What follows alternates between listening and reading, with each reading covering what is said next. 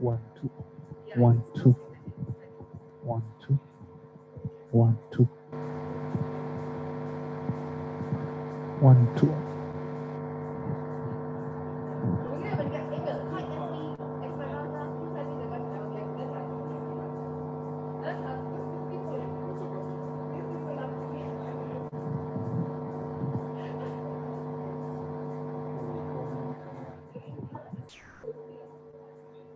1 2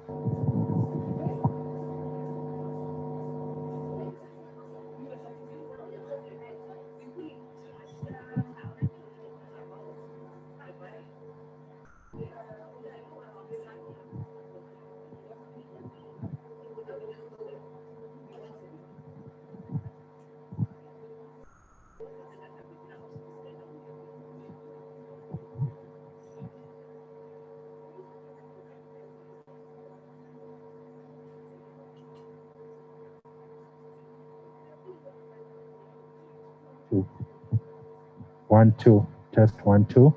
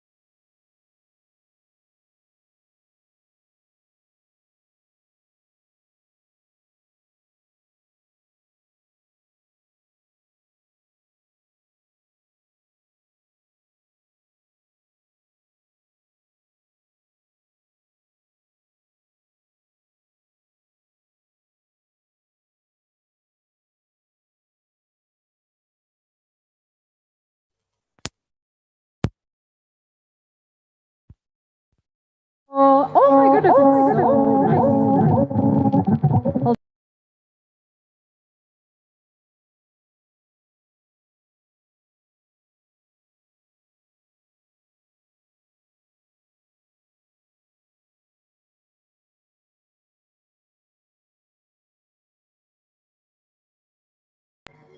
Listen, first of all, apologies. We're starting off a little bit late, but we will be started with the main presentation from the KRA at 11 o'clock on the mark. We're just setting up now and getting ourselves a little bit ready. In the room, they're having a wonderful breakfast. I certainly hope that you have, or at least that you've grabbed your coffee and your tea and a notebook. I've just spoken to the Deputy Commissioner and to his team. They have promised that they will only speak using small words and everything will be in a multiple of 1,000.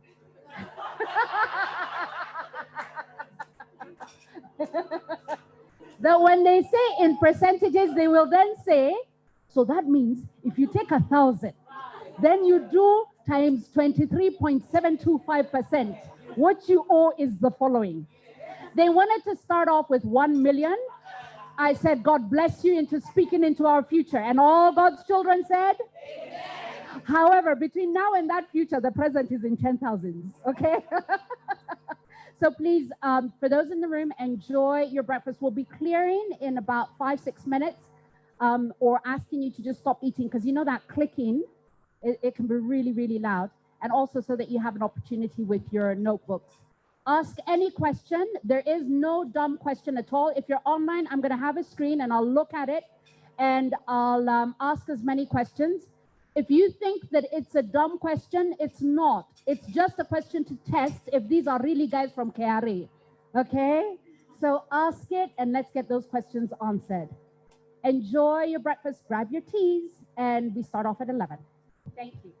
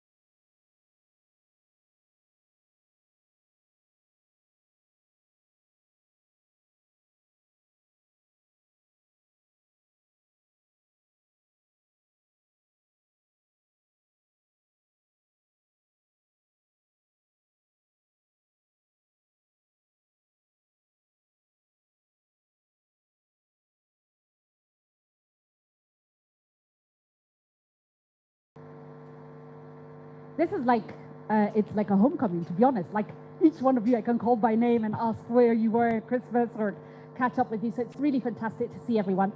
As always, because we are influencers, what's the hashtag? I know is the first question you want answered. So it's digital service tax.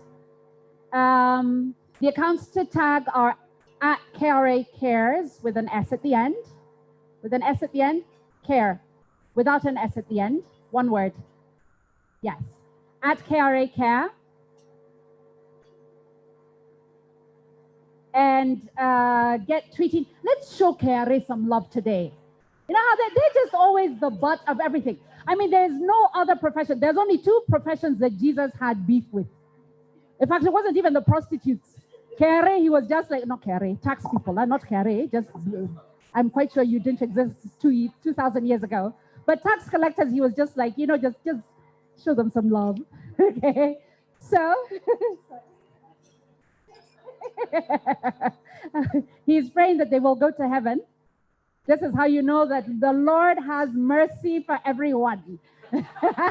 Jesus saves. How you know is because when you're a tax person, you go to heaven. But really, welcome once again. So we're going to kick off immediately. It'll be about an hour for the presentation and for the questions. Sorry, I have to keep just making sure that I'm not giving you all feedback. For those who are online, I'm able to see the questions and I will read them out.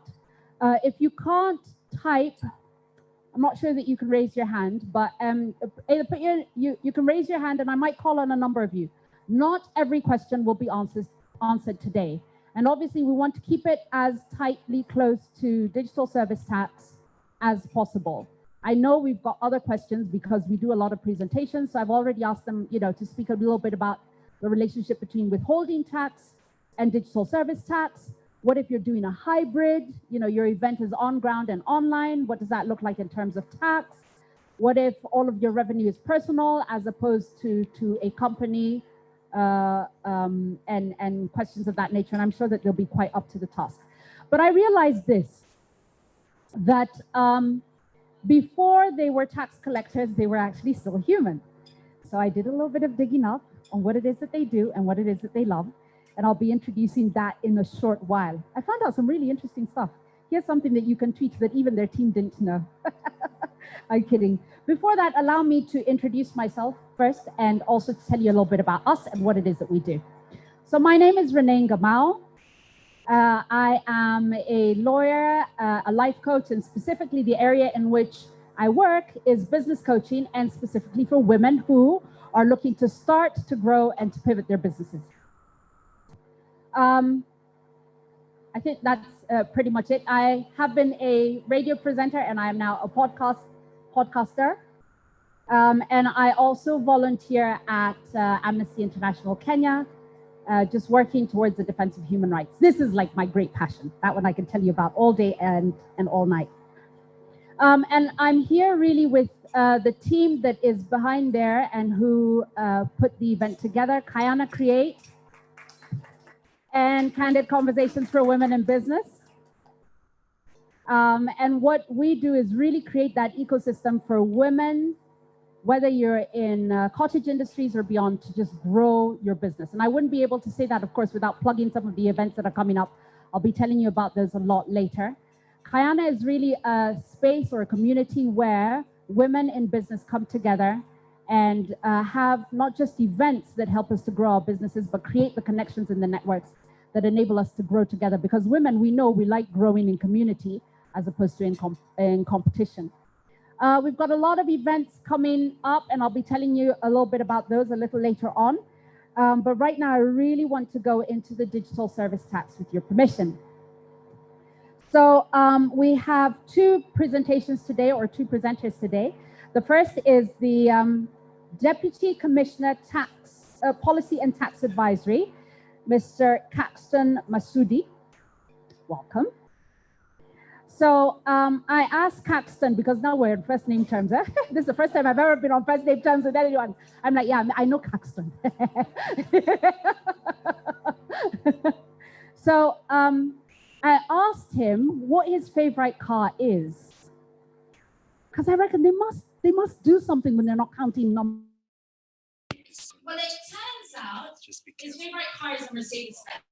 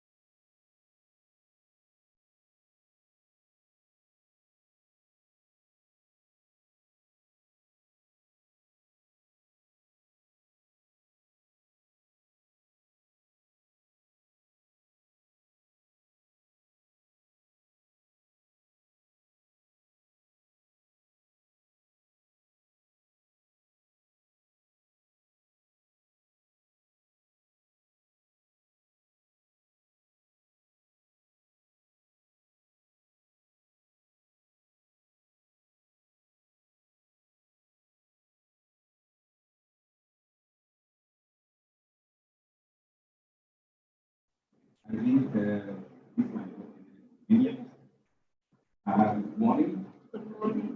Now, I want to appreciate on behalf of KRS your presence today in this discussion on digital service tax. First, I want to say that the world today is going online, and this is demonstrated by the fact that the five richest people in the world, their wealth is driven by technology, and three of them are exclusively in provision of online business. So you can actually appreciate that this is the future. Everything is going online. Services are going online. Access to customers are going online, and access to goods for buyers is going online. And therefore, taxation also goes online. I mean, it goes without saying that we have to follow where the money is. And since the money has gone online, we have also as areas of our government go there to take a share for the provision of services. Now, the other thing that is very critical is that in the online business, you can offer services in places where you are not domiciled. For example, non-resident companies can offer services in Kenya. And therefore, it is important that those people who earn from Kenya contribute to the development of Kenya. And this is why digital service tax was introduced. So who pays digital service tax? People who are required to account and pay for digital service and those who provide online services. Not online goods, online services. So if you facilitate others through an online business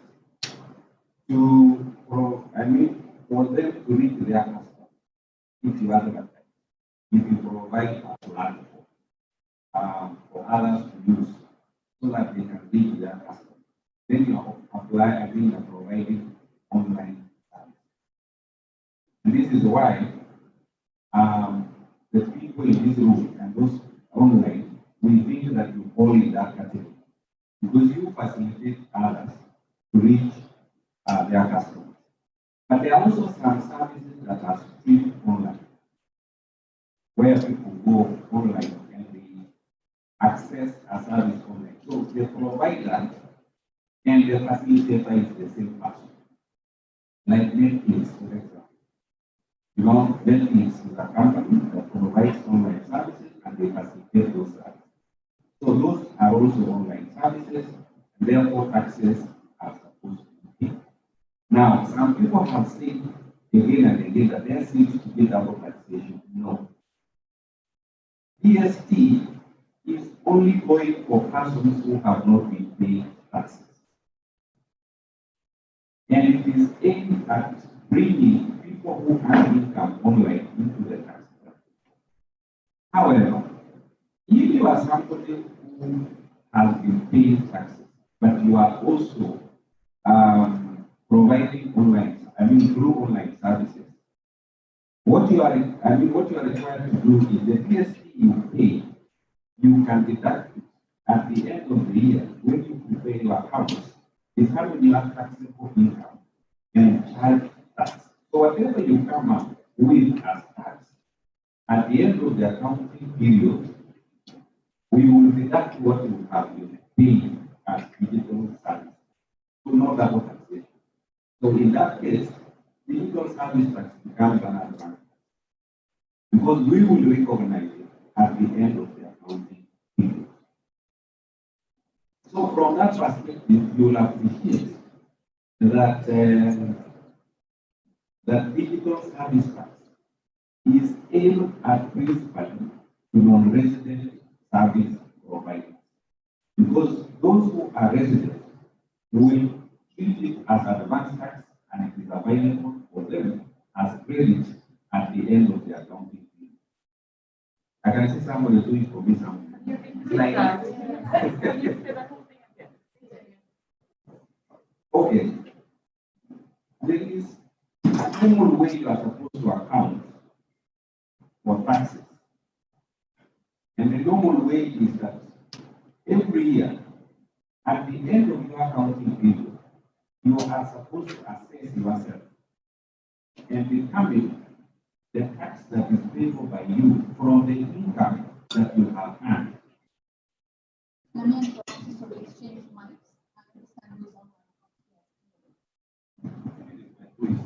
Maybe you need to teach it. Okay, is that better now? Maybe let's wait for the response. So what I'm saying is that if you are a Kenyan, Kenyans are required to make tax returns. But before you make a tax return, you are supposed to determine your taxable income.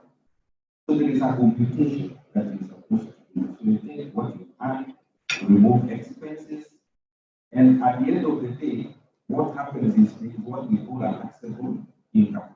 Now that taxable income, when you apply the tax rate, you arrive at your tax. But if you have paid DST, digital service tax, then what is given to you is that that digital service tax becomes an advance. You had already paid, so you deduct it from what you now supposed to pay. For example, if at the end of the year you've paid a total of 600 shillings, being digital service tax, 50 shillings per month, so it takes you to 600. But when you compute your tax at the end of the year, you arrive at 1,000 as tax payable. Then you are allowed to deduct 600 and you only pay the balance of 400. So in that case, there is no double taxation. In that case, you are not the tax that you've been paying as DST is not a new tax. It is part of the taxes that we pay. So I think as an introduction, that will suffice. Now, we will take specific responses to specific issues.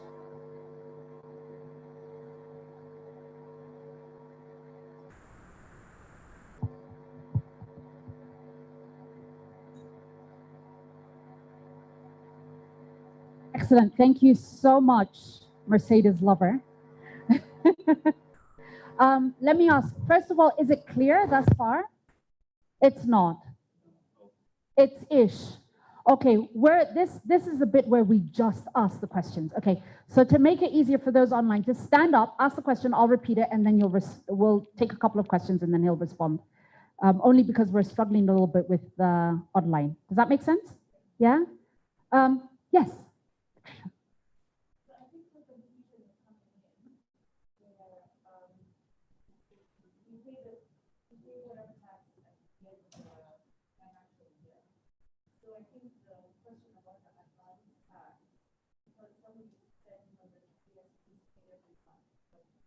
Okay, this is a really complex question. I think I'm going to need a roving mic. Could I have a roving mic and then just make sure you sanitize? We're so... Okay, excellent. Sorry, I'm going to make you repeat it. We're figuring it out as we go. But just allow us so that we really, really understand this, yeah? Because it's so important. And then if I ask you to keep your masks on and just belt the question through the mic so that we're good. Okay, go ahead. I think the confusion so far is coming in. We pay our taxes at the end of the fiscal year, the financial year. Mm. So the calculation and everything is done in June, right? June 30th. So for the DST, how does it become if you've been paying it, when would we be paying the DST if we pay our taxes at the end of the year? Like that's when we do the calculation. I don't think. Okay, got it. So it's almost like, do we pay this monthly? Do we pay this when we get paid? Mm. Do we pay this at the end of the year? Yes. Together with like when we're declaring our income and things like those? Okay. Okay, we'll take a number of questions and then we'll get the responses. That's the exact same question. Ed Colette. Yes. Okay, so there's the DST you've talked about, but we're asking whether it's paid monthly or per every client you get, because some months are dry, we must say. And then is there a limit to the taxation rate? For example, with withholding tax, it's for anything above 24,000. Now, what's the difference if I'm paying withholding tax for that particular influencer job? Then again, am I paying DST? And what is the difference? Yeah, clear? Okay, excellent. And then behind you. I have the exact same question. You have the exact same question. Okay, let's see some questions online. Just project some of the questions that are online because I can see about 30 or so comments. Oh, okay. And Trisha wants to add on as you project the questions online. It's kind of still connecting. So let me just grab my phone as well. Go on. Actually, yeah, just to add on to my question and to touch on what Kalechi said, we also don't, I think for a lot of us who do this online work, we don't have like a standard salary that comes in every month. Sometimes you can be paid, you know, your clients will all decide to pay you October. So you may have been doing work throughout the year, but the payments don't all come at the end of the month. Sometimes you'll just get all your payments coming at the same time, sometimes at a certain period of the year. So that's why the taxes, I think it's easier for a lot of us to just do the cumulative calculation at the end of the financial year. So is that something that we can also apply to the DST? Okay, excellent. There are no, and also there's no, let's just get this right. Okay, online, some of your questions, I'm kind of looking at the chat. Maybe it's me. Are we able to project the questions that are on? No, not yet? Okay, very well. So maybe we start off with those 4.5. Okay, go ahead, go on. Tina. Is it?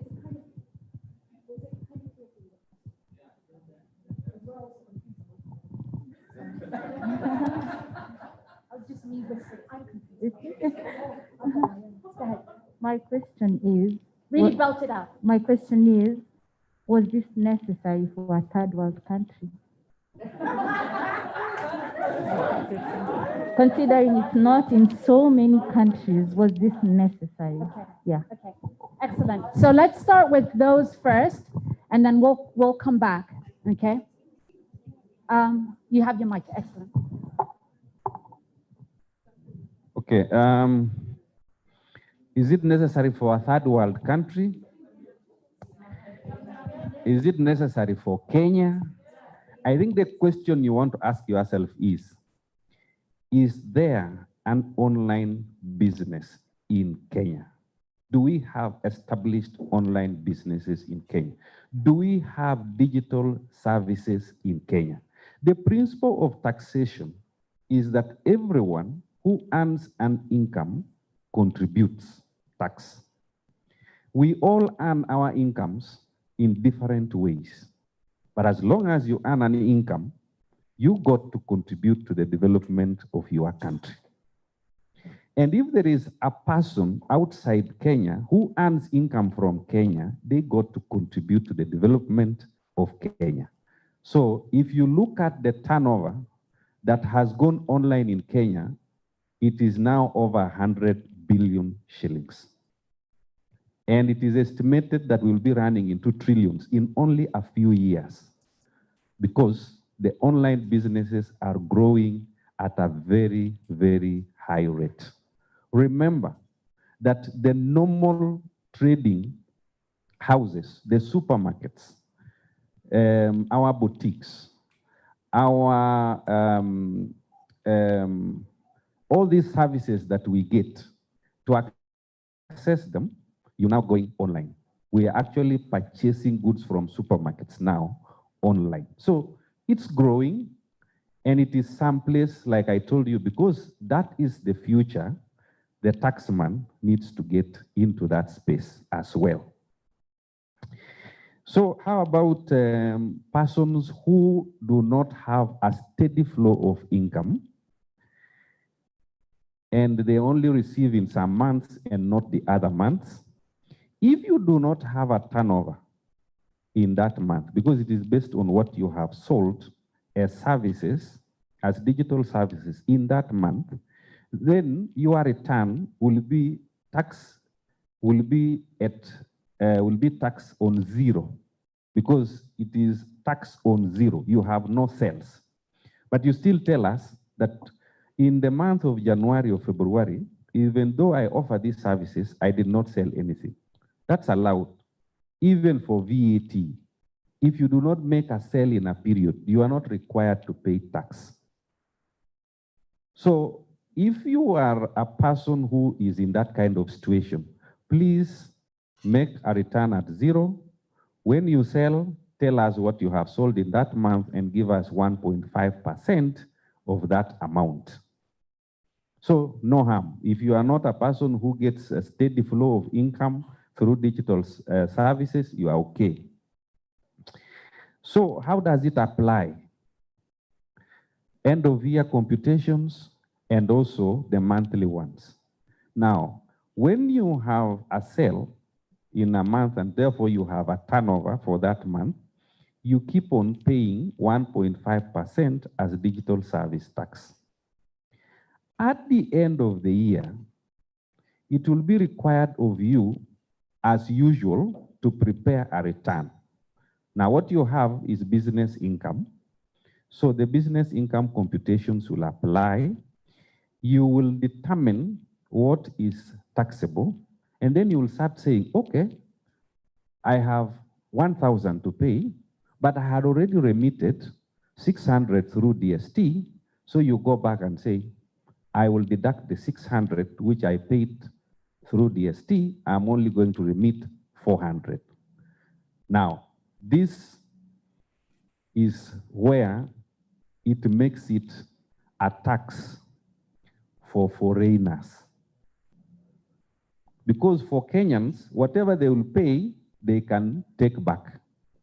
For foreigners, it becomes a final tax. Because those people are not in our jurisdiction, when they give us the 1.5% of turnover, it will be final.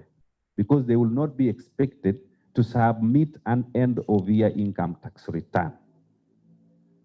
So maybe I will ask my colleague to provide some additional clarifications on these issues, especially if there are any limits to DST.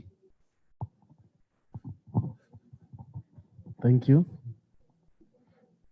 If I'm not clear, please, you can always alert me. Again, just as my senior has already said, that for residents, you are not being double taxed because you basically claim it back from the taxes you are supposed to pay at the end of the year. Then just wanted to add that DST, or you get to pay it when the money is being transferred to you. I don't know whether that is clear. For the question about being paid after. So if you're not paid in that very month, it means the money has not.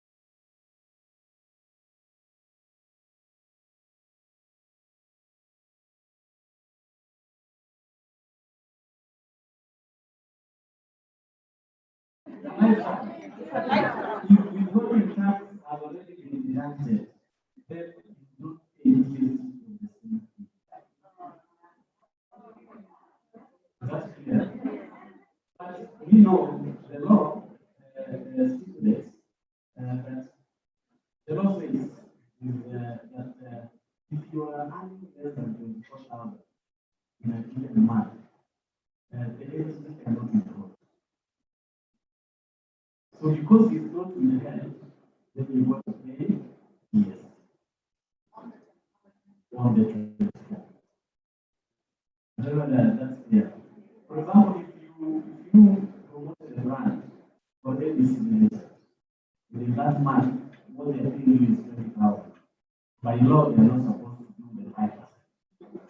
So, but for you now do the 5%. The 1.5%. The 1.5%. I think you know. Yes, you now use the 1.5% from the 20,000. It is how much? Yes. 150. Yes. 300. 1.5 from 20,000 is 300. So you can make the 300 as digital service tax. And it is you who earn the income who pays the 300, not somebody else. So you take the amount by 20th of the month following which you pay. So if you are paid in January, we expect the 300 to be remitted between 1st and 30th. So the policy makers is here allow you only 20 days so that you can then comply. You file a return and you pay. And all this is done on items. When you go to items, residents will make it very easy.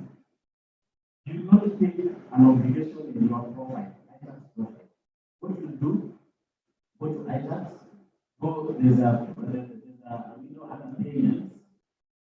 You pick payments, you go to income tax, you will find DST as an option under the drop-down menu. You pick the DST, you click how much you receive for that month, 20,000. The system will automatically calculate 1.5 of that. You need to hassle with the mathematics. You get 300. Generate an easy, and then you remit by a peso. Is it 572? You pay me now. Yes. Then you're done. You don't need to go into bank. No. You do. And I know that I say my class more, my class like a year. Is that? Many questions are coming.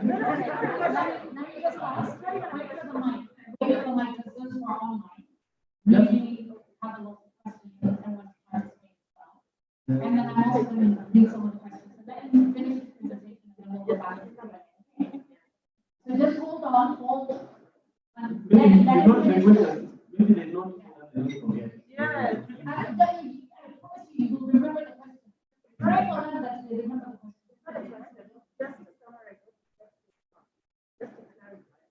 Mike.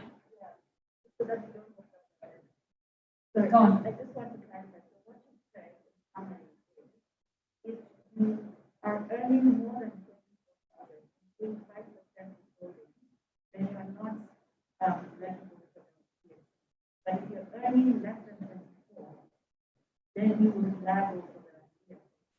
And that you go online to the e-citizen website and every month, the 20th of the next month.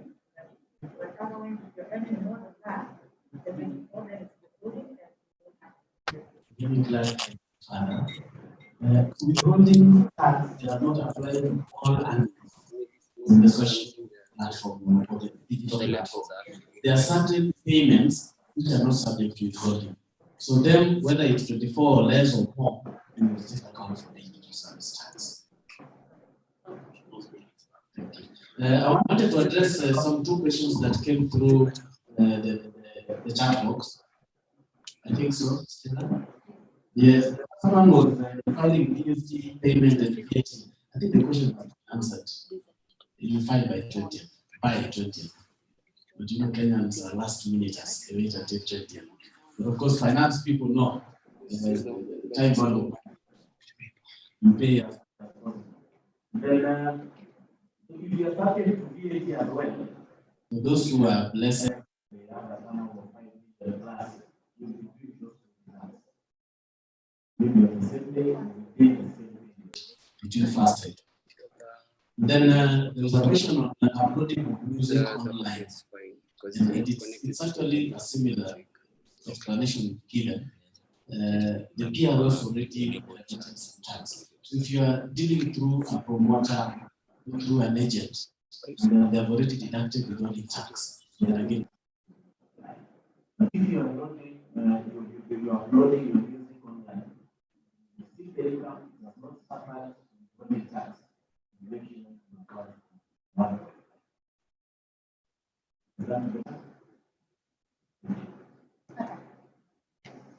Great, thank you very much. Another quick fire round of questions. Just put up the Q&A.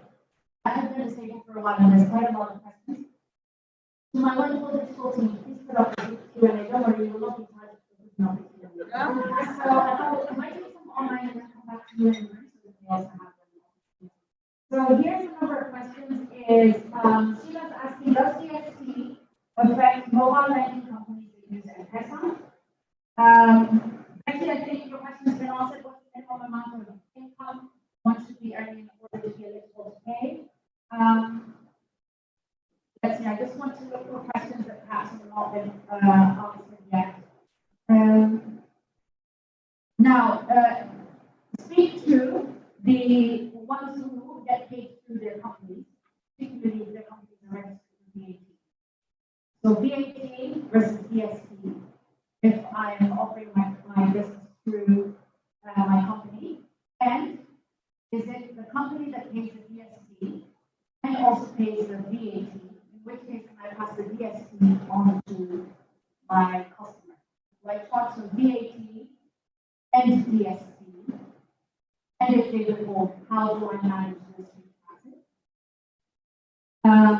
Anonymous is asking, if I sell my wares on an e-commerce platform like Jumia, who pays DST, Jumia or me? And for retail stores that advertise online using influencers, the previous question is, if I sell my wares on an e-commerce platform like Jumia, who pays for DST? Jumia or me? And for then when he's asking for retail stores that advertise online using influencers. Who pays for DST? And then we put some questions in the room.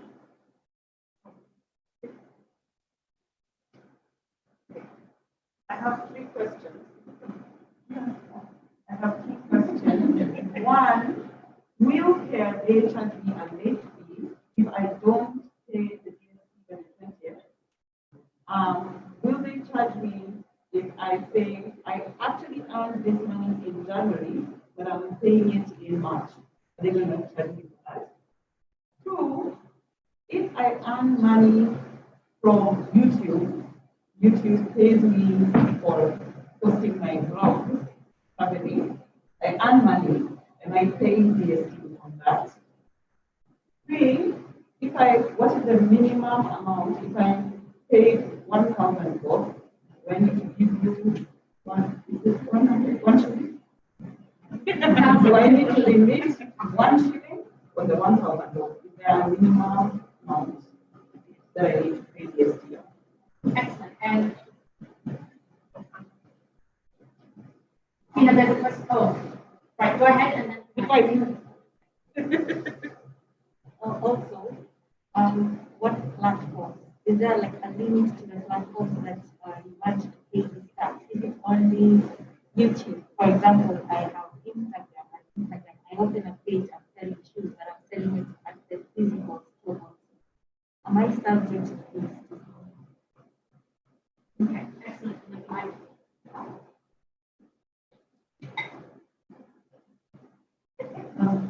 My question is, if you create content in line with what your full-time engagement, and you kind of just have brand related for content season, you still have to sell the new return or months when you're not speaking of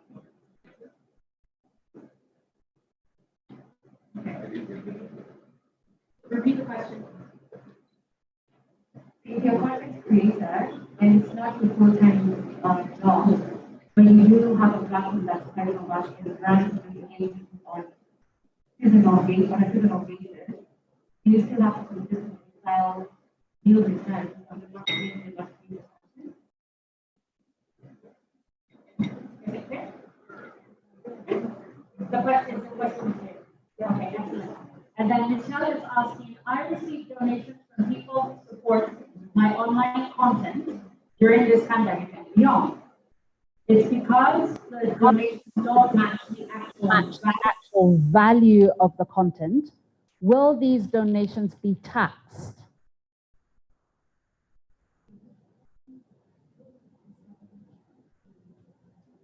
Shall we take that round of questions and then come back for another round? Yes? And thank you to everyone who is online as well for let's just engage and get the answers.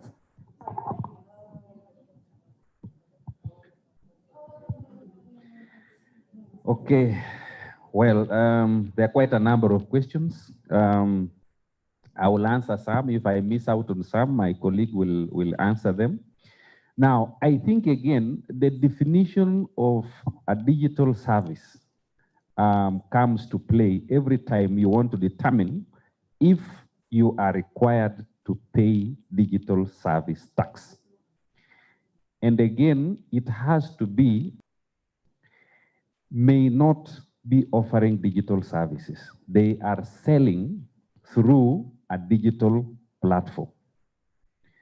And I want to separate the two. If you're selling goods through a digital service platform, if you're selling goods through Jumia, you as a person who is selling goods through Jumia is not subject to digital service tax. But Jumia, who earns income by providing you with a platform to reach your customer, charges you for it. And that income that Jumia gets is subject to digital service tax. I think that needs to be very, very clear. So it only applies to people who offer digital service tax. And their revenue is not the full value of the item being offered for sale. It is a commission, it's an agency. Whatever agency charge they levy, that is their income. Sorry. So, so again, that should suffice for all of us who are asking questions. If I sell goods through a platform, if I put a content on the platform, if it's all defined in that way, what are you offering? Is it a digital service that you are offering? If it is, then you're supposed to pay the tax. So what happens if you pay late? Yes, the law requires that anything that comes in late, there is a charge for it. Everyone does it, the banks do it.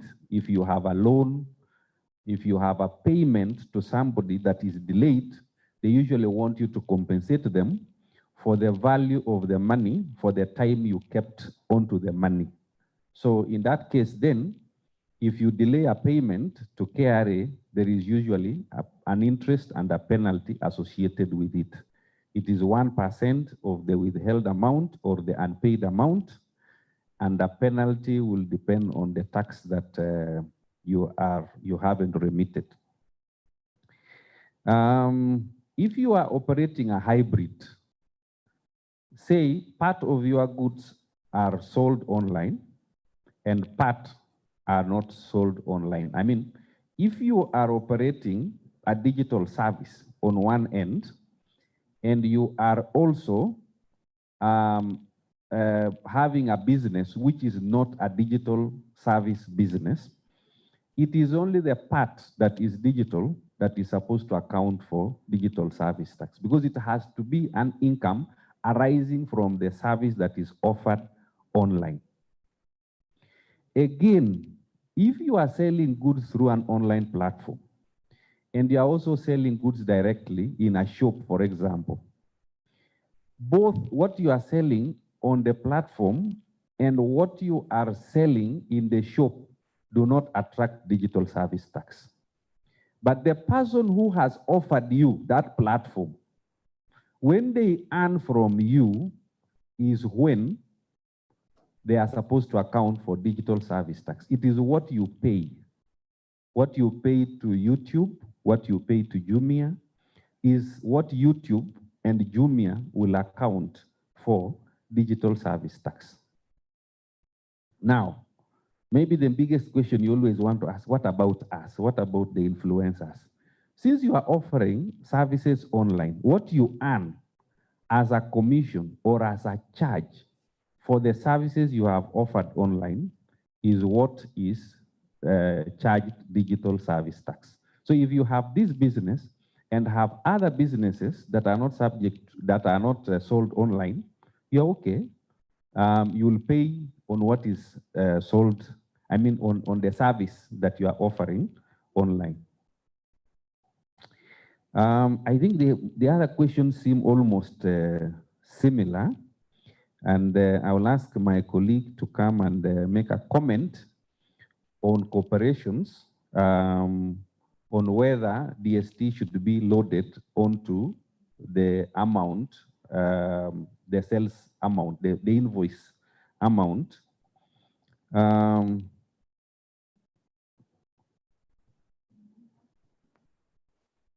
I think yes. I think you can come.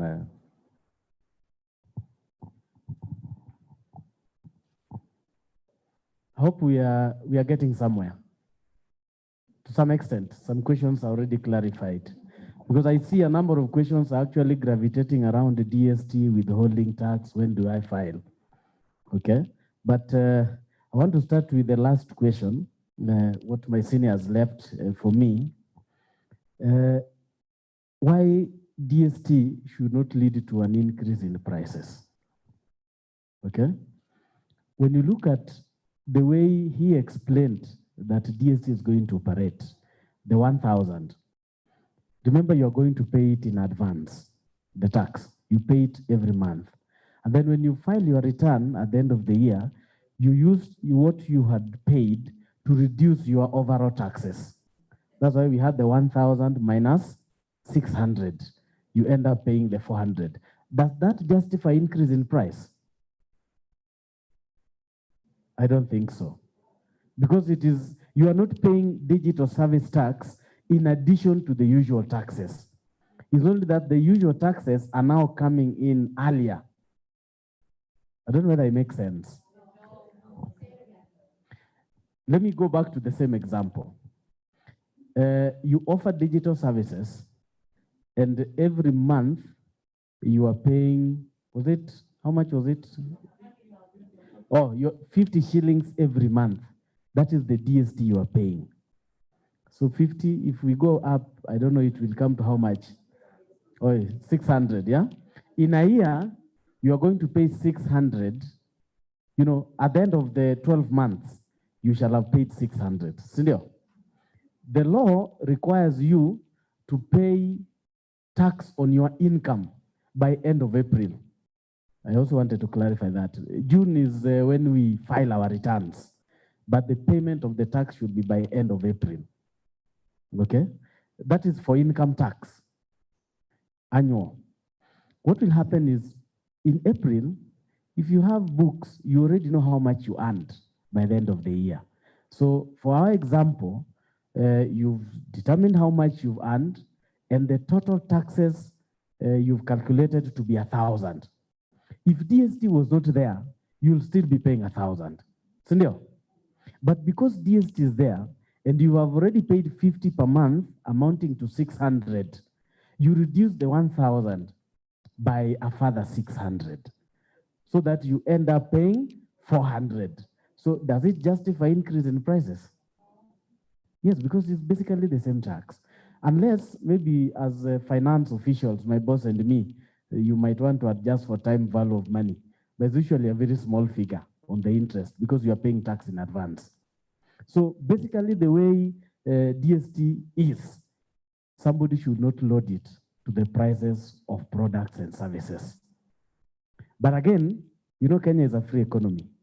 The prices are determined by forces of demand and supply. Sindio? Yes, if demand is higher, prices usually go up. And again, it's not regulated like the oil industry, where we know is it on 14th or thereabout, when the government set up the prices of fuel.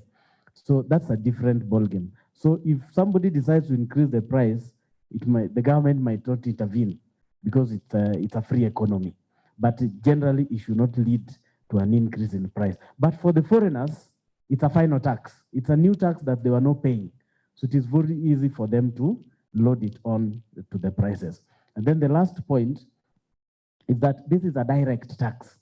It's a tax on profits.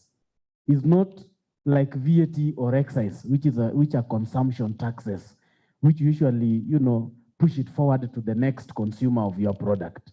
So that will be my comment with respect to increase in prices. Maybe you just hold on your question, I'll pick it up. There's a question that came through the chat box on DST and companies lending money. I will handle that question together with services exempt from DST.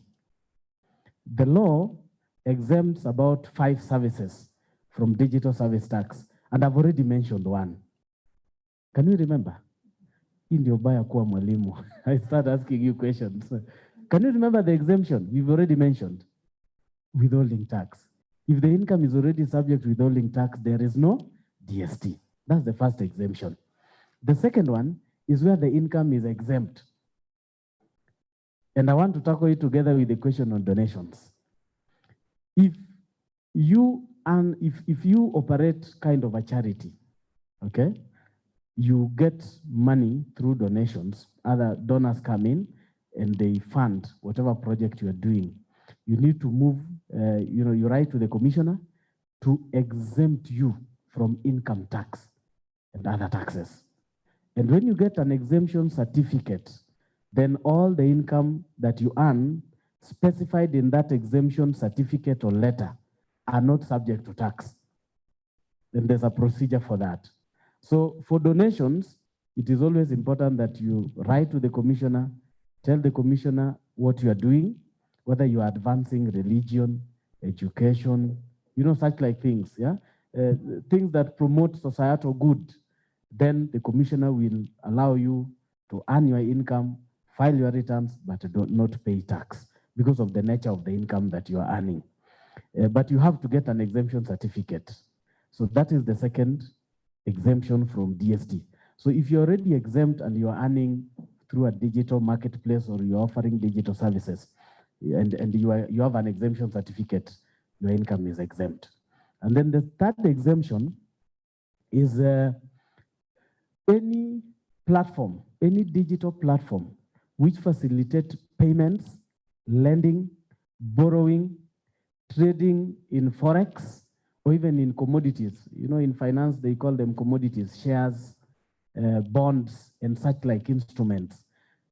If the person offering the platform is appearing in what we call the fourth schedule of the Income Tax Act, in that fourth schedule, we have a number of institutions. We have banks that are licensed under the central bank, by the central bank. And then we have insurance companies as regulated by the Insurance Regulatory Authority. We have microfinance institutions, more so the deposit-taking ones. We also have SACCOs, okay? They appear in that schedule. We have building societies and such like. There are about 7 to 8 institutions. So if those institutions have platforms that facilitate payments, borrowing, lending, and such like activities I've said, they'll not be subject to DST, even if they charge whoever is borrowing or lending or using that platform. And I'm sure, and then the next one, before I mention M-Pesa, is anybody who is licensed or registered by Central Bank of Kenya. You cannot start a microfinance without being licensed by CBK, or else it will be an underground kind of borrowing and lending. Okay, and there are rules to that. So if CBK has registered you or acknowledged that you are lending money, then you are covered under the DST exemptions. And M-Pesa is licensed by CBK. So if M-Pesa is earning money, those commissions or transaction charges by forwarding the money you have borrowed or you are lending, then there's no DST. And then the last one is all platforms offered by government institutions to provide services to the Kenyan citizenry. See, we know those platforms, sindio? Ata iTax iko hapo. Yes. We have eCitizen, TIMS. So you know them? Yes. So if you pay convenience fees when you're using Citizen for passport, for land, and for all those other services, it will not be subject to digital service tax. So those exemptions need to come out clear, together with the one I mentioned on donations. And that, I think, clarifies that the questions on donations online.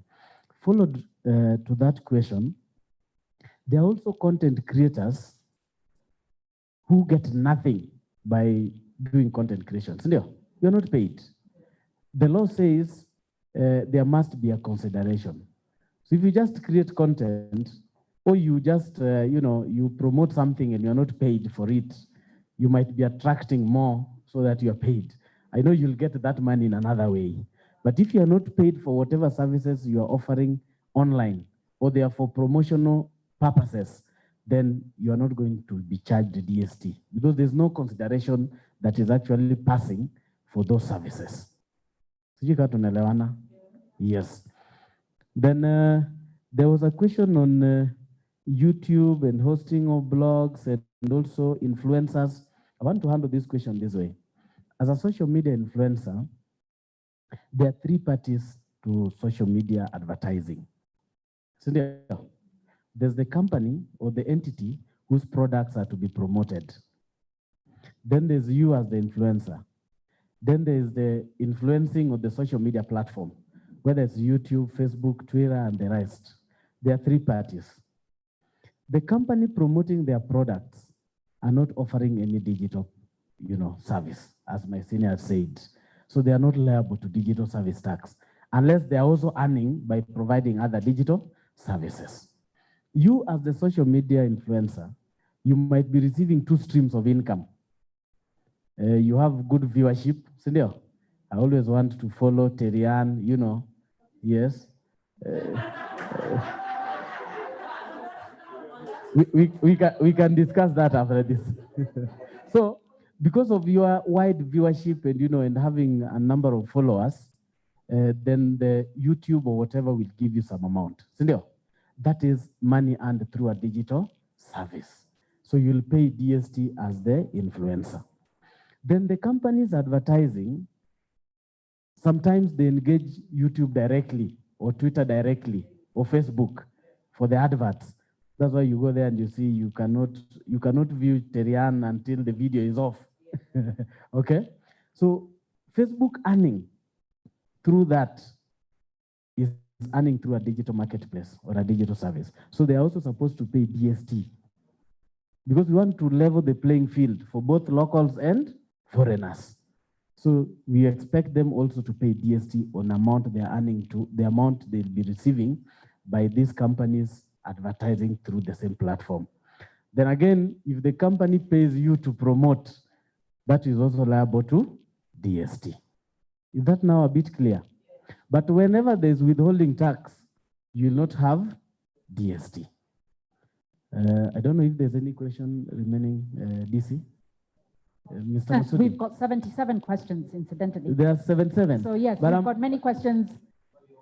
The last one, let me handle this, then I give you the opportunity to ask further. Somebody asked about the part-time content creation. You are employed, for example, and on the side you also do, influence or you promote other brands. You'll do DST on the promotion. But on employment, it has to be calculated separately. So, pay as you earn. And then you file your returns, of course, by June and account for taxes if there's any. But you also have to account for taxes and taxes on the income earned through the social media. Not just DST alone, but also income tax, like the illustration we saw. So at the end of the year, calculate separately what you've earned through social media influencing, know how much you are supposed to pay, and then you take credit or you deduct whatever you paid for DST. And then that is it. Okay, excellent. So I hope it's certainly getting clearer. We're going to keep asking these questions. Take a deep breath. Inhale, exhale, hold on. I have got 77 questions from online guys. So allow me to manage everyone. I've got you. Breathe. Inhale and exhale. You're not going anywhere. They're not going anywhere. We're all here. We got this, okay? Tax is it's so emotive, isn't it? As well as being confusing. It's like, dude, I actually worked for this money. How are you going to be taking it away like that? So I get it. And allow them to be of service to us, yeah? And allow us also to include the ones who are online. For everyone who is online, I know I owe you an apology. The sound has really been in and out, and you haven't been able to receive or to hear all of the answers as clearly as we had in the room. Two things. Number one, we will post this video after, so you will be able to go through it, and I think it'll be helpful for all of us, isn't it? To just sit down and just unpack this slowly with the pause button. And there's lots of questions that they have already answered. So I know that you have asked, can they repeat what they had said earlier? Allow me to say no. They can give an overview, but since you'll have the opportunity to go over it again, allow yourselves and give yourselves a bit of time to go over it, as we definitely will in the room, so that we can all answer and just understand everything that's going on, so that also we can cater for you. So another round of questions? Y'all ready with their pens and papers? This is fantastic. Like, we get to make KRA have to write down things. I'm feeling a level of power here that is just illegal. All right. And I'm going to move back and ask some of the questions, and then I'm going to take the ones in the room as well, okay?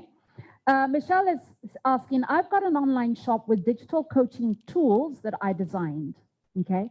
So this is not necessarily something that she's doing live, but people can sort of log in or pay into the courses or whatever it is. They count as my intellectual property.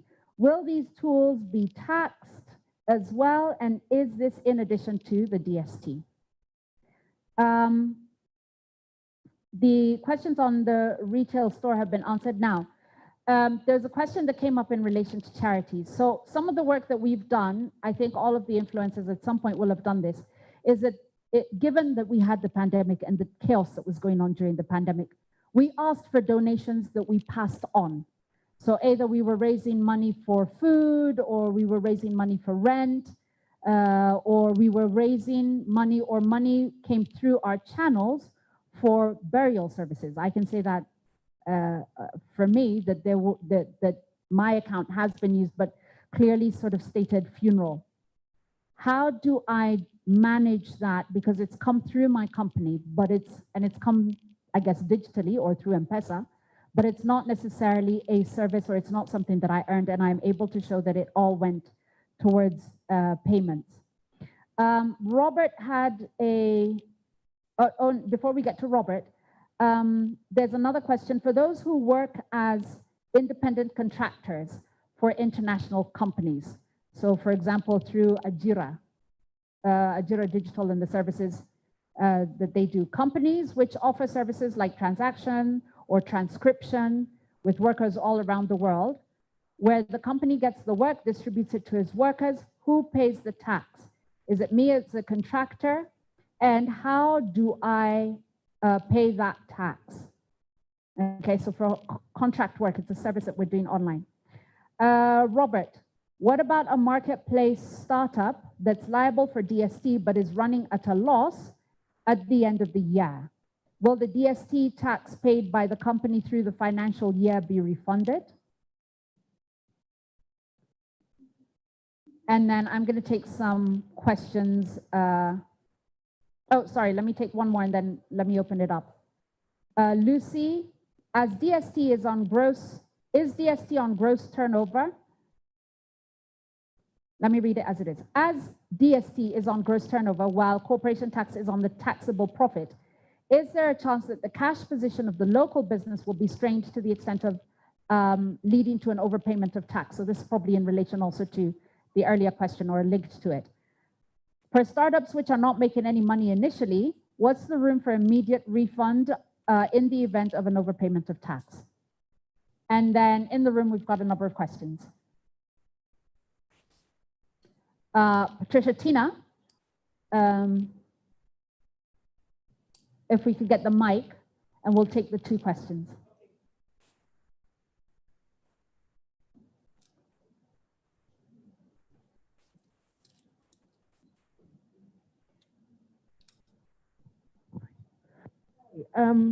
I just have one question, but it's related because online I earn in two different ways. So the first one is through work that brands give me.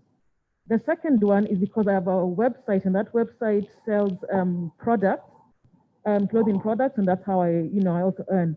So in terms of the digital, service tax, will I just compile everything that I earn per month and then I work it out? Or I just wanted to understand how, because these are like two different streams of getting in income, how I'll calculate that. I just want to be sure I understand how that will happen. Thanks.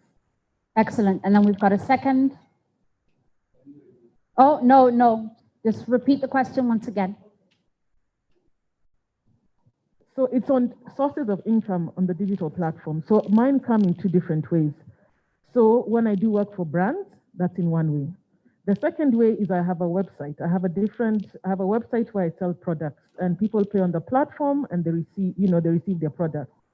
So in terms of when I'm calculating my digital service tax, how will I do it? So do I separate the money I earn from the jobs that I do, and then the money I earn from the website, then I calculate? I'm not sure how I'm going to be calculating my monthly digital service tax. I just wanted to understand how I'm going to do that. I want to be clear. Can I just ask for clarity? Is it a physical product, or is it a product in the sense that it's a course that you're selling or something like that? Tina, just stay over there. Sorry, we're just going to keep directing you a little bit. So it's a physical product. It's a kind of address. So okay. It's a physical product, okay. Yeah. But people can pay for it online. Got it. Yeah. Okay. Yeah. Okay. I don't know if the question is clearer now. It is, huh? And also perhaps to apply that and tie it to Michelle's question, what if the product is a service, like a course or what if it's a course or a coaching session or something like that? Excellent. And then back over here. Is yours a question or is it a wave? Okay. Hi, fine again. No, So, that's all right. yeah, my another question is with regards to how often we then remit the tax. So DST is monthly, but for a lot of us, I would say that, again, we don't receive a monthly payment. So this month, for instance, I could have 3 clients for whom I'm creating content online, right? So this is the month of January. But the payments will come at different times because the clients will pay at different times. Some people have 60-day payment policies, others 2-day payment policies. It's really just up in the air, dependent on how they feel they would like to pay you. So we don't necessarily compute how much we've earned every month. It's just the money will come at the end of the year. We know we will remit taxes on all the income that we have earned. So it's not something that I'm constantly looking at every month. So for DST, it will become a little bit confusing having to sit down every month to see who has paid what from what platform, right? And then there's for instance, like YouTube content where we make money from YouTube. But YouTube allows you to have, they won't pay regularly on a certain date, you put a threshold. So it means if I get to this amount, then the money is remitted to my account. That could take 3 months, sometimes it'll take 2 days, depending on how the content performs. So it doesn't mean that at the end of every month, there's also an amount that comes in. So my question is, can there be a provision for DST to also be remitted every year or maybe every 6 months rather than every month, because it's not quite convenient to compute how much you earn because you don't really know how much you earn from different clients, different platforms at the end of every month. So it just becomes more convenient as a content creator, influencer.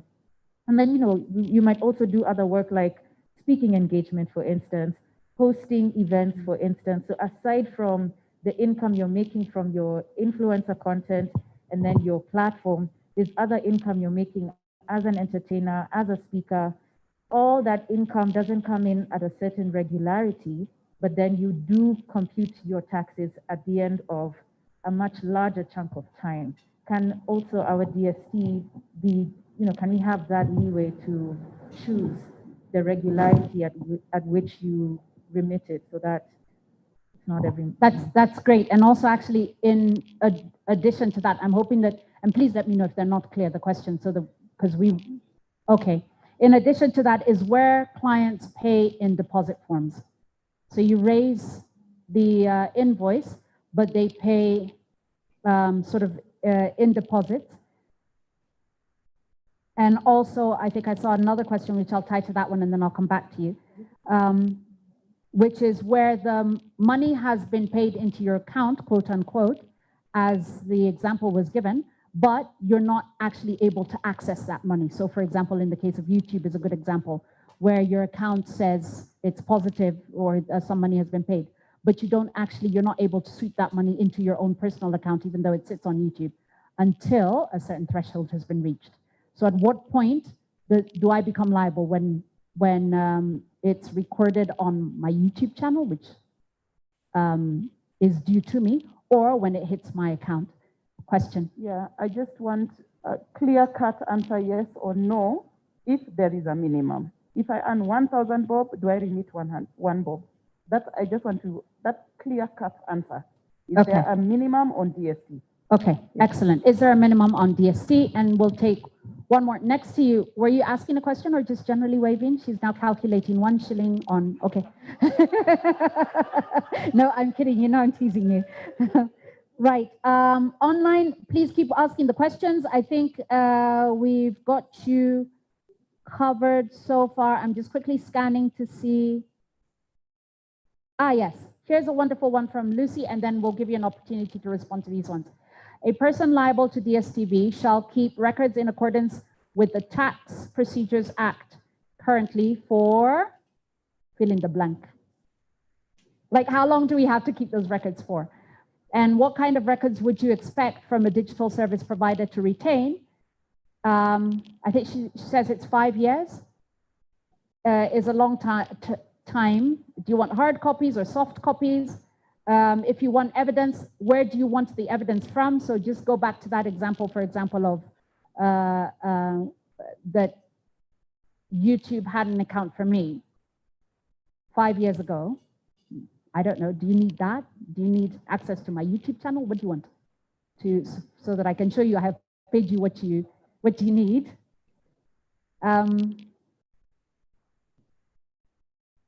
And Marianne asks, you've got your own website. In fact, these are two questions. I'm going to connect Marianne's to an earlier one, which is for those who are creating websites for others. Do you consider that to be a service, or was it a good? Is it DSTV chargeable, or DST, sorry, DSTV even?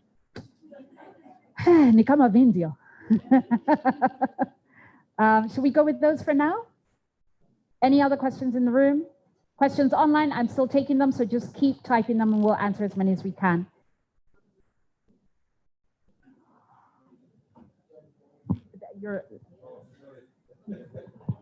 I'm coming for you, I'm sorry. Now, I will again answer a few. I have agreed with my colleague, he will take up the others. I think I will start with the question of record keeping. And first, it is important that we appreciate why records have to be kept for a certain period. Your tax liability is alive for up to 5 years. And therefore, the records relating to the tax liability must be kept for the similar period. The reason is at any time within the 5-year period, your records may be required for verification by Kenya Revenue Authority. And that verification has to be backed up with your trading records. So please, 5 years, that is provided for in the law, and we can only come to you up to 5 years. If it is beyond 5 years, unless it is a fraud, we shouldn't be coming to you. So that's a right that has been granted to you, that a taxman should not follow you up for liabilities that are accrued beyond 5 years. For example, if you have any liabilities of 2014 and before, we can't come to that period. So the other question is, must they be hard or soft? It depends on how you keep your records. If you keep soft records, yes, you keep them in soft up to 5 years. If you keep hard copy records, yes, we will require you to keep those hard copies for 5 years. What is important for us is if we want to verify your tax liability, then we should be able to do it from the records that you hold. So how do you remit the tax if you have issues with different payment policies? I think the question that comes to this is, can we, I think the question was, can we allow you to account for taxes for a longer period other than the monthly one? Now, for now, the law says it is monthly, but I think the question is, do you have a very good justification for us to extend the period from 1 month to a much longer period? A policy can be changed. Laws are written for the convenience of those who want to comply with them. So if you realize that you would like to comply with this law, but it is quite unfavorable to you to comply with it the way it has been designed, then a proposal can be entertained for a review and a provision of an alternative. So it is important that we look at it, but one of the things that comes out very clearly is all turnover taxes, all taxes that are based or charged on turnover are monthly. They are all monthly. And I think it is a principle that needs to be reviewed. I know that in some countries, even the TOT, turnover tax that is charged in Kenya, in some countries it's not a monthly tax, it's a quarterly tax. But those are policy issues. We can always look for what is more convenient for the tax person, for the taxpayer. You know, that's a convenience issue. How about persons who make losses? Again, he will be telling you that digital service tax is an advanced tax for locals. For foreigners, if you make a loss, it is a final tax. For Kenyans who determine their taxes at the end of the year, if the amount of DST paid becomes an overpayment, which means it is way above what you ought to have paid, then what is an overpayment is refundable. So you can apply for a refund if you arrive at an overpayment position. So I think Omondi will come and pick up the others. Thank you. Thank you so much. In fact, you are very right, because the last time I checked with the DST in the UK, France, I think in France it's annual, it's paid once. UK it's quarterly. So just as he's saying, it depends with the policy of the country. And you are part of the policy making, you know, organ of the government. You can always propose changes so that the laws are amended to reflect what really works for Kenyans. I want to start with the question on online translation and transcription. If you are engaged as an independent contractor for online writing, transcription, translation, you are providing maybe online classes, you're actually earning through a digital marketplace. So if you are paid by the principal, then you are supposed to pay the DST. It is not the principal paying, because in most cases, the jobs are actually received from outside the country and done by the principal. You know, the principal is also outside the country. So the income is basically not earned from Kenya. It is you who is now earning through offering the digital services. So you, as the contractor, you will pay the DST. And then, of course, also make sure that you account for the taxes at the end of the year. There's the fear of if we make the principal to be paying, then the principal can decide to blacklist Kenyans. But for our information, this is not just a Kenyan conversation. All over, you go to South Africa, you go to Morocco, you go to Zambia, France, I've already mentioned France, UK, Italy, and all those countries. DST is the conversation. In fact, the conversation is even wider. How do we tax the digital economy? So some of these big corporates, the international corporates, they are aware of DST and how to tax the digital economy. But if they choose to blacklist Kenyans, it might not be justified by the fact that they might not be liable to the DST. It is you who is earning by doing transcription, translation, and such kind of services who will be paying DST. The issue of refunds is already dealt with by our manager, because you are entitled to a refund. If you overpay, you apply for your refund. And we pay. Cindy or DC? Yes, we actually pay refunds. I was actually called by a friend last week that he has received a call from the bank that some refund has come through his account. He was even wondering whether it's fraud.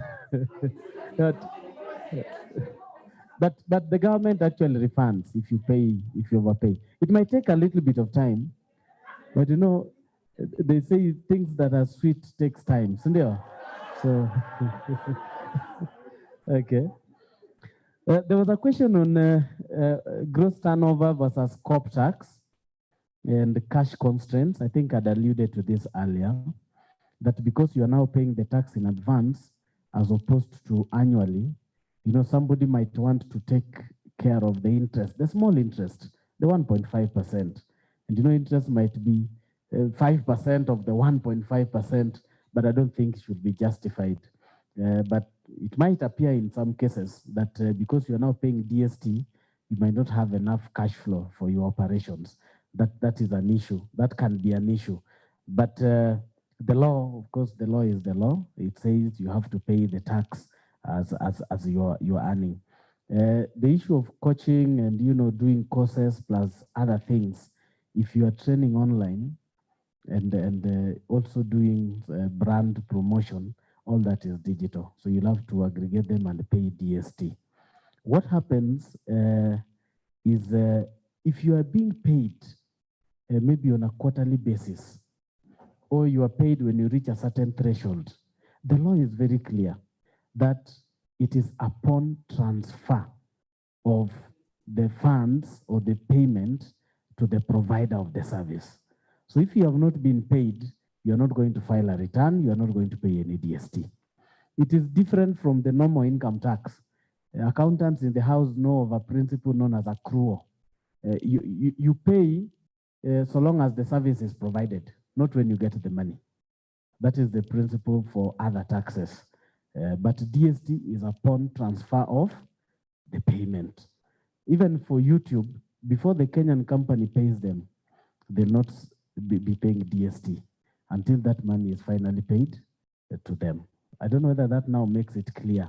Yes. So if YouTube is waiting for you to hit a certain click, you can see the money in a digital wallet somewhere, and you really wait for Nixon to, to subscribe to your channel so that you hit the 4,000 or the 40. Is it 40 or 4?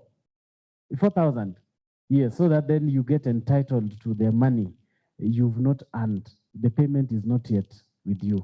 But the moment YouTube also pays you and you are able to access the money, then DST is also due at that time. Does it make it clearer now? There was, I think that sorts out even the issue of, does the deposit issue, fall there? If you are paid on deposit, if somebody has engaged you, you have to promote a brand. Wakwambia wacha nikushike na hii. Mtu mwingine asifike, you've already earned. So DST will be due. That goes with the threshold. And then the last one is on web hosting, website creation. All those are actually specified in the regulations as part of digital services. Yes, any kind of web services, majorly web services, content creation. Yes, they are liable. Cloud computing, yeah, cloud storage services. All those are also subject to digital service tax. I hope some of the questions I think are now repeating themselves, but we'll not tire with my boss from repeating the answers. And before you move, yes, what is the minimum amount? We said there's no minimum amount. So if I earn a shilling, I pay you 0.0015 or something. I don't know how you call it. Yes. Okay. Yeah. Oh, okay. That at least we know the answer. It might not be the answer we want, but we know the answer.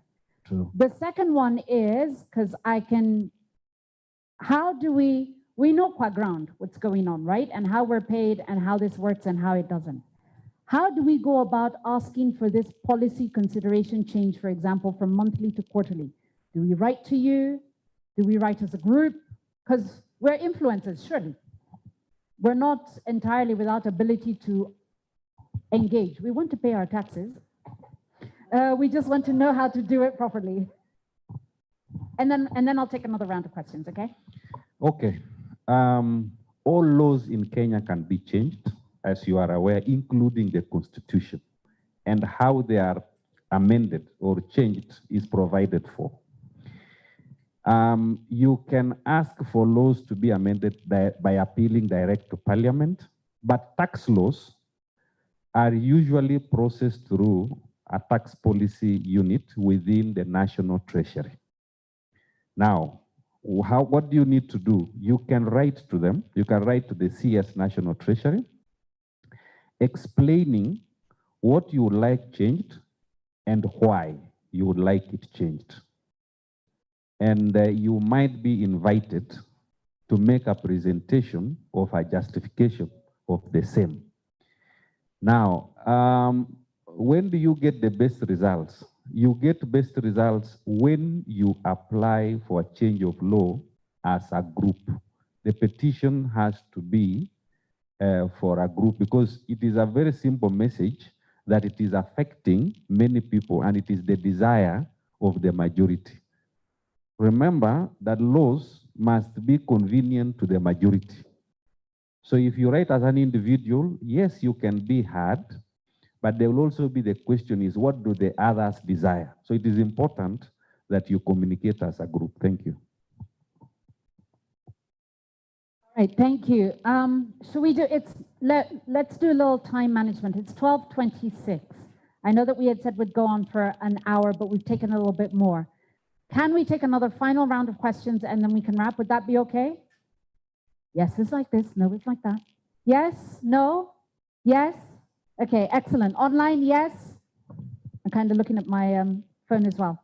Okay, Caroline's asking still on just a little bit of clarity on what does she do when she hasn't earned that month? Does she need to file a zero shilling return, or does she just keep moving and then at the end of the year she'll put it together? Gloria is asking, Gloria is a musician and an artist. She's already paying via PROs. Does she also have to pay DST whenever she uploads a song and when she's making money off of that? Right, let me turn. Yes, go ahead. So my question was in terms of the policy issue. It might be a bit of a redundant question, but I'll ask anyway. I feel like when this digital service tax was passed, it all just came from nowhere. And there's a lot of considerations that I feel are coming up now that could have been best discussed earlier. And so, for example, was the Bloggers Association of Kenya consulted in the public participation on this was in Parliament, or how was this topic consulted? I mean, I do know that the big financial muscle companies like KPMG were part of the discussion, but I think really the people who are affected directly by this are content creators, and BAKE being the association that represents members who create content should have been at the forefront of this conversation. Okay, excellent, thank you. And then behind you. When does this take effect? Do we go, if you've answered that, I apologize, I missed that, but how soon does this take effect? When should we start paying? And also attached to that is it retroactive? Yeah. And then we've got a question.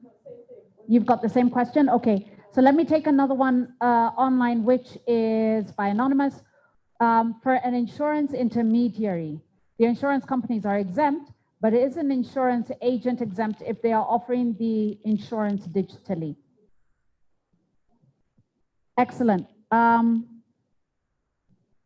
And then another one which is coming off of YouTube, and thank you to everyone who's watching on YouTube, which is for those who are paying to foreign companies for services. Hold on, let me get the exact question. And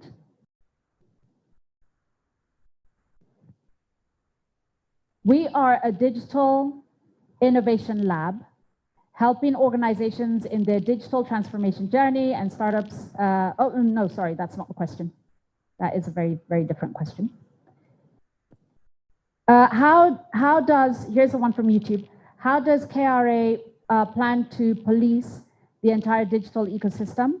Do you only pick up on the visible participants, which will make us all go underground just now? Watch us. Watch us disappear. Watch Terian and Kaleche, God bless you.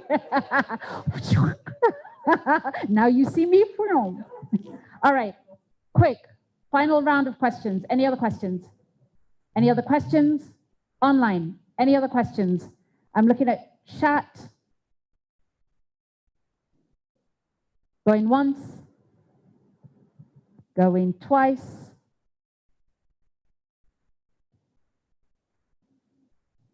Carrie, over to you. Well, first I will want to say that we really encourage Kenyans to voluntarily pay their taxes. And the news is that 95% of all the revenue KRA collects in Kenya or from Kenyans or Kenyan companies is actually voluntary. is only the 5% that is usually collected through efforts relating to enforcement and audit. So we want to appeal to this sector to also account for their taxes voluntarily. But then the question is, so what happens if you don't pay? Or if you don't pay because you don't know, we will continue talking until you start paying. If you don't pay because you do not want to pay, despite all the efforts that we are making to reach out to you, then you will be categorized as fraudulent. And therefore, enforcement will be taken against you, including prosecution. So I'm sure there are people who are now looking at me and saying, but how will they know? How will KRA know that you are carrying out businesses online? Remember, if you look at what we call the Tax Procedures Act, sections 58 and 59, allows KRA to go to any institution that may be having information relating to your business, and we will get access to that information. We'll get access to your banking information, your trading information. Please, you need to appreciate that every business, whether online or offline, leaves a footprint somewhere, which can then be used to verify your tax liability. And those powers are given to the tax authority. But that is not our emphasis. Our emphasis is we would like to talk to this 95%, the contributors of the 95%. And I hope that that is where you want to be. You must be patriotic enough to make a contribution to the development of your country.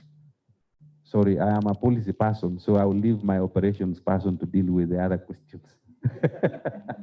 Thank you. Thank you, DC. That's well articulated.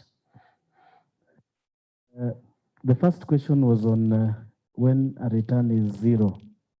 When you've not earned anything in that month, or you've not been paid. I repeat, for residents, we've made it very easy. You'll do nothing. You only go and pick that payment return. You go to your iTax profile, go to payments, then choose, those drop-down menus, DDD, DST, generate your e-slip and pay if you have received the payment.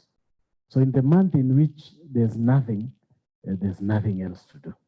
I don't know whether that is clear.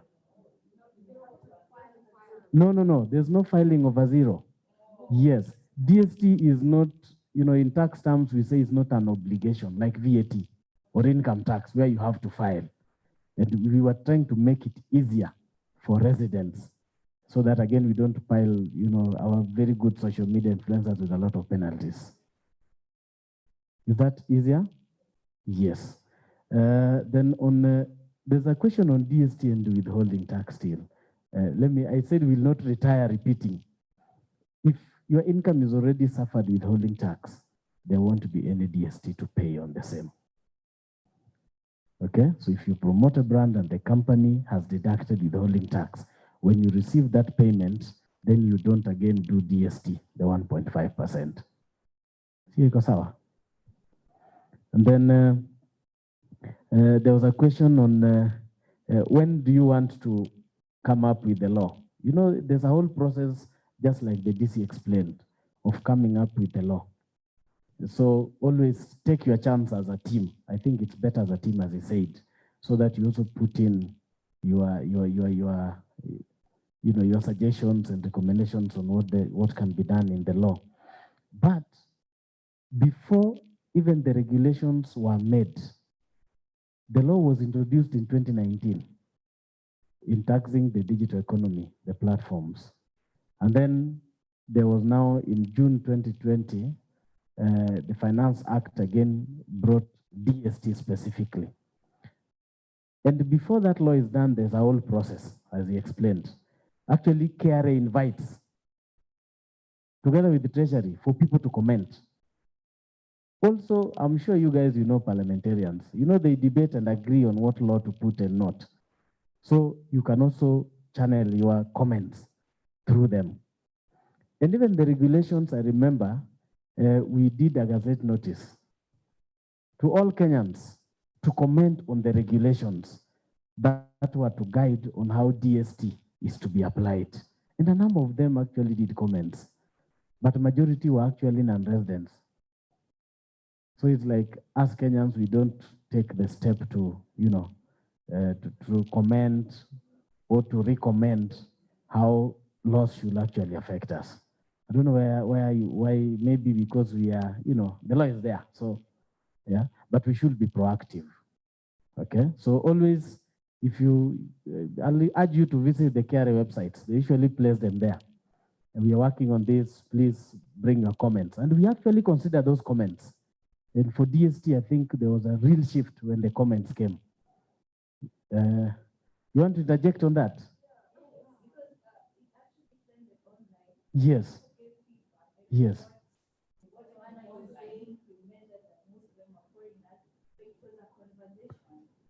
True, true.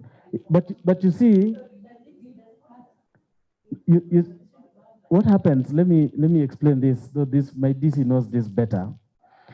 When especially regulations are being looked at by Treasury, you know, we take them along all the comments.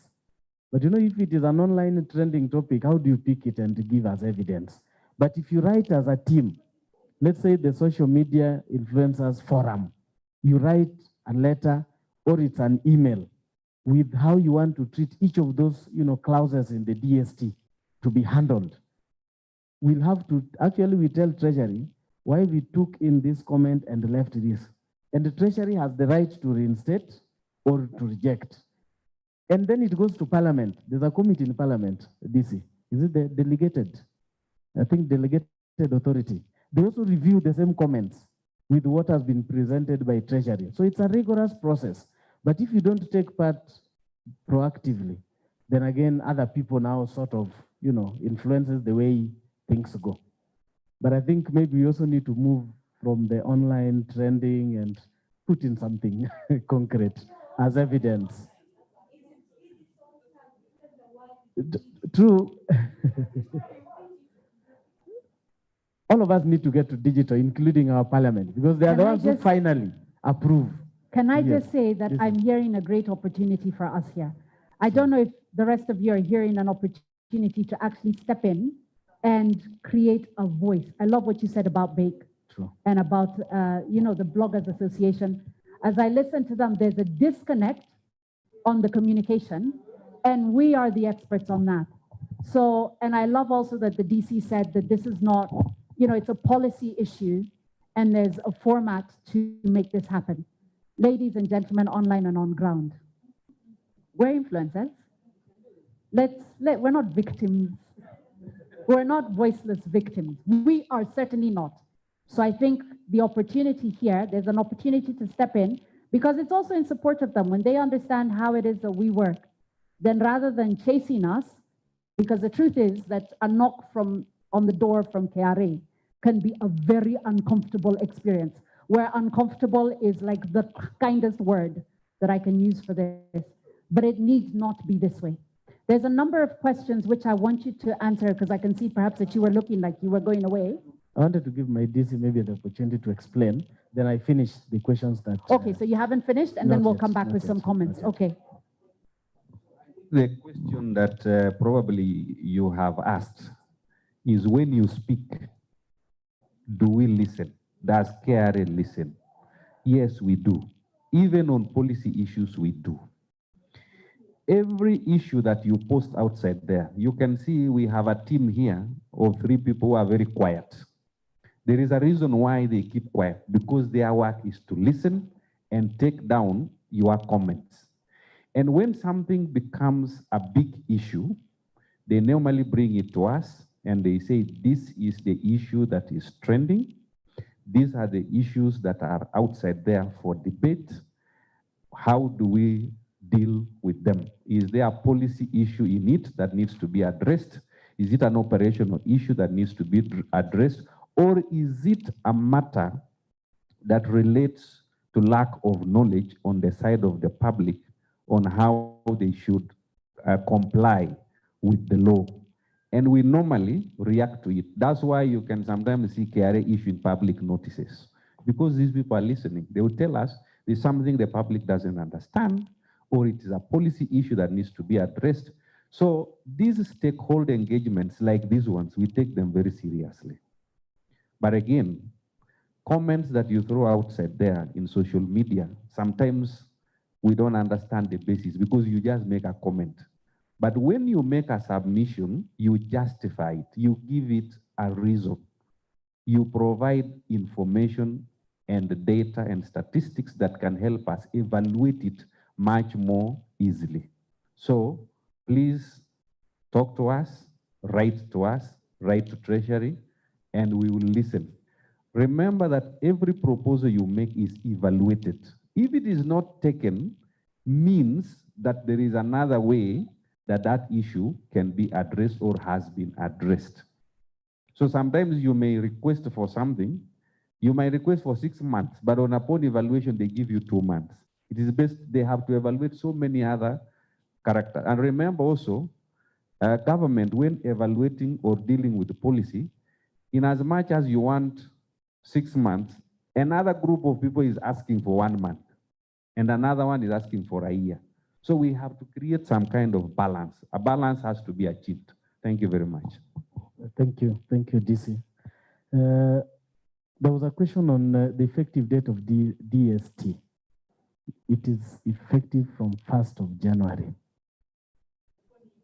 2021.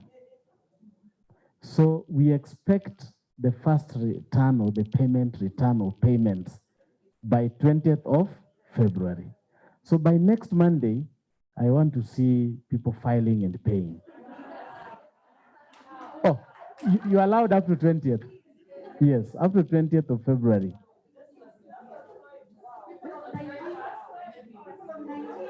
I subscribe first. Okay.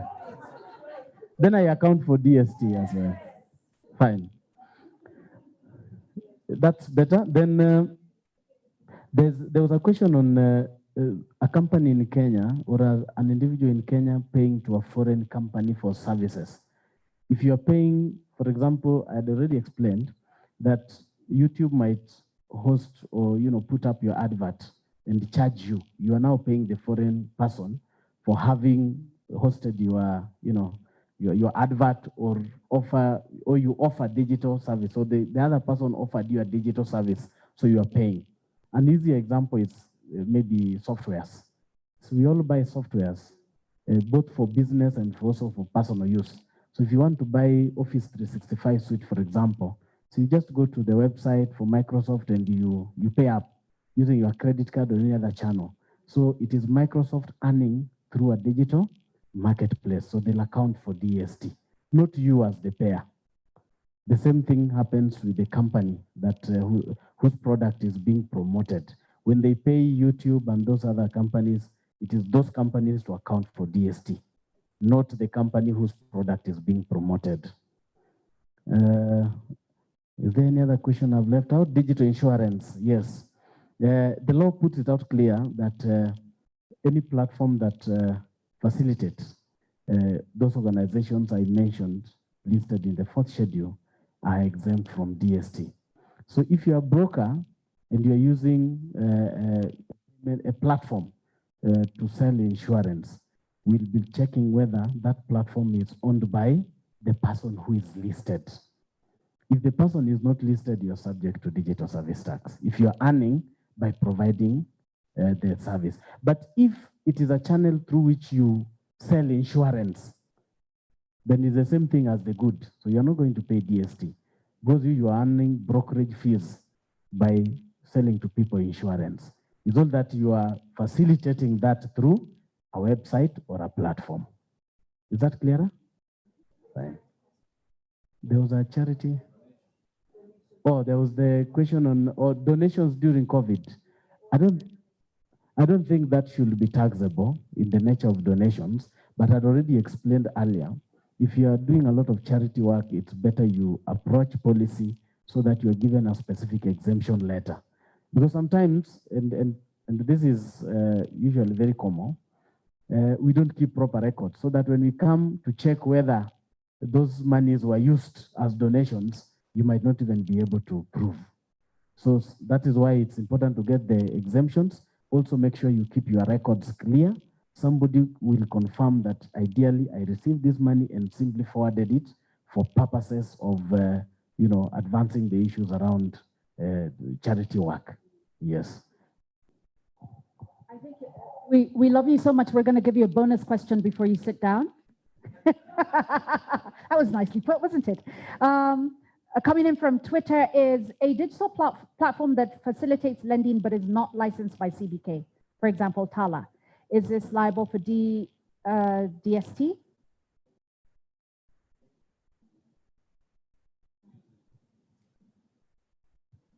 I think Tala might be, though. But a digital platform that facilitates lending. Just hold it for a while. And Good. That's fine. So there are issues around financial products. Okay, you know when you're offering financial services, you're actually selling money. Yeah. That's a good. Okay. What is being envisioned in digital service is the platform for lending. So if Tala is using their own platform to lend, there's no digital service tax. I don't know whether that makes sense. If Tala has their own platform for lending, that is not a digital service. They're only promoting their lending business through an online platform. But if they're going to pay somebody else for using that platform, then the other person being paid is actually earning through a digital marketplace and will account for DST. But again, if, for example, Tala is the owner or another company related to Tala is the owner of the platform, and that company is registered, licensed, or approved by CBK, then they are exempt under the DST regulations. Is that better? Yes. Yeah, I think that kind of answers the question. Okay. Right, wow. I think they deserve a round of applause, don't they? God bless them. Thank you, first of all, to you at KRA for arriving. Is that thank you like you're welcome, or is that you're raising your hand up? I'm locking you out. I need to say something. The DC at KRA actually has a question. No, I'm kidding. Go, please, do. No, I can see that she's logging out, and no, we welcome all comments, and we would like to make an exit comment. Okay, go ahead. Now, the tax became effective from 1st of January 2021. So today is 26th, means it has been effective for 26 days. And its accounting is that it is accounted for by the 20th of the succeeding month. So the month succeeding January is February. So by the 20th of February, your first payments are due. But that means you have a whole 20 days to pay. So you can pay on 1st, but not later than 20th. So all the time in between, you can pay. So you are our youngest taxpayers. And we really want to appreciate you, and we welcome you. If you have not been paying your taxes, if you have been, please help us reach out to those who have not been paying when they ask for clarifications. But we are available as a tax authority to receive any request for clarifications that will relate to DST and any other matter relating to tax. Thank you very much. And the way to receive those comments is, yes. How do we feed back to you? You can call KRA on the call center. You can also write to us through the call center at kra.go.ke. So both ways you can reach us, or you can write a hard copy letter to us and addressed to Commissioner Domestic Taxes. We will receive it and will respond. We are also in social media. So any clarifications you want, we are in social media. So we are on Facebook, we are on Twitter, we are on LinkedIn, we are everywhere. So we are in your spaces. If you are there, you will meet us there. Thank you very much. Fantastic. I think another round of applause, please. So first of all, let me just check in the room. Is there more clarity? Remember when we were younger, about 3 hours ago? There's a lot more clarity. So there's some feedback for you. Thank you. And thank you for coming and making it sort of simple, interactive. We get it. What I'm also hearing is an opportunity for us to engage KRA when they make the proposals and perhaps have a forum like this where you explain this to us in this way. When I came in, I thought DST was an additional tax. What I am hearing is it is part of the cumulative tax that I am paying, or part of the tax regime that I am already paying into. I'm not adding another 1.5%. So I think on our part, allow us to engage you actively, even beforehand, so that you can explain this to us in ways we understand it. And then we can feed back to you before it's, it's in policy forum and it's passed by the parliamentarians who themselves may not understand how, how we work or how it is that we engage. Thank you once again for those who are online for having stuck it out. I know you've had a number of challenges, but really thank you for your commitment to understanding this so much that you were willing to stay till this point. We appreciate you very much. I promised that I would let you know all about the campaigns that we're doing. So there's lots of things that we do at Kayana. KRA is listening. We are now more fortified, so we can say this in front of you, huh? Our next online course, which is the Super Circles for women in business. Sorry, gentlemen. This one you are exempt from. It's going to be starting in February. Please check out, follow us on our social media pages to find out more about it. This is 15 intensive weeks for you, to enable you to start your business, to pivot your business, to turn your side hustle, the one that you were just doing like 1 or 2 times, into a main hustle and to really create a business out of it. Starts in February. All the details in terms of the dates are there. It's 15 weeks. It's a week, it's a class a week plus quite a bit of work. It's very intensive. I always say this to everyone. But at the end of it, we're really committed to you being able not just to formalize your business, not just for tax purposes, but for financing purposes and in order to operate above the radar, but also to grow and explode your businesses and join a community of other women who are women in business. In addition to that, we have, like I spoke to you about, the space at Kayana. It really is a space for us to interact. We don't always host every one of our master classes and our conversations here, although this is very posh. And thank you very much to Capital Club for allowing us to use this space. But that is a space where we have invited KRA severally, as well as other institutions. Are you trying to find out about KIRDI? We have them over every so often. KIPI, to find out about your intellectual property. We have them, as well as industry experts in various fields and spaces. In addition to that, we've got the cottage industry, and that is really a platform where you get to actually come, be part of the expo, sell your products, be known out there. We've got a magazine that goes with it, which I'm sure Tina or Ida are going to pass on, but there's one outside for everyone to get. There's so many opportunities really that we've created for women in business. We'd love for you to join us. Now, there's a number of shout outs that I just need to give to those who have supported us. You will have noticed that we're in partnership with Kala. And a little bit about Kala. Kala is a digital innovation lab. And what they do is help organizations to really in your digital transformation journey. And that was why this conversation was so important for Kala. And thank you for engaging KRA and getting this going. So what Kala does is, like I said, support organizations with your digital transformation journey.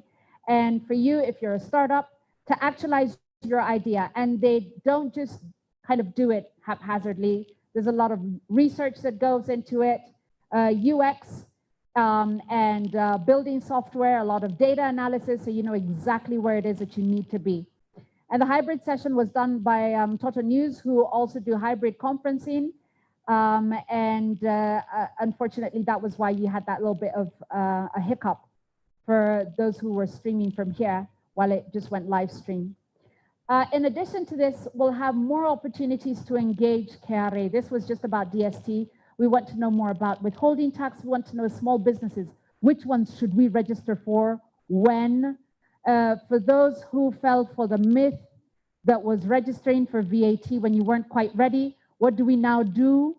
And so all of those questions, just keep following us at Renaissance, RENESSENSEKE, at Candid Businesswomen, at Kayana. We're here really in service of you. So whatever it is that you would like to see as an event, let us know and let us figure out how to do it. Again, many thanks to Capital Club. You're always so generous.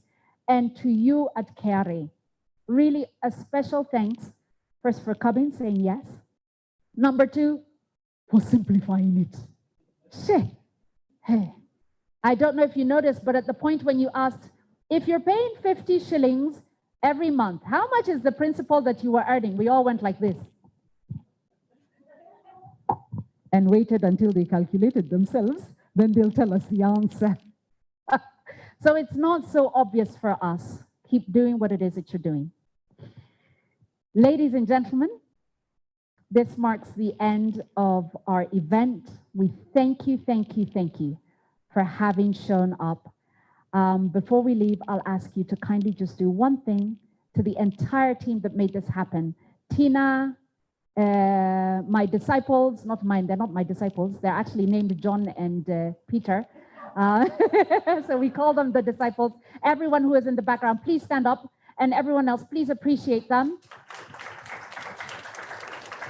The crew, fabulous, thank you. And a round of applause once again for Capital Club. Thank you to Capital Club.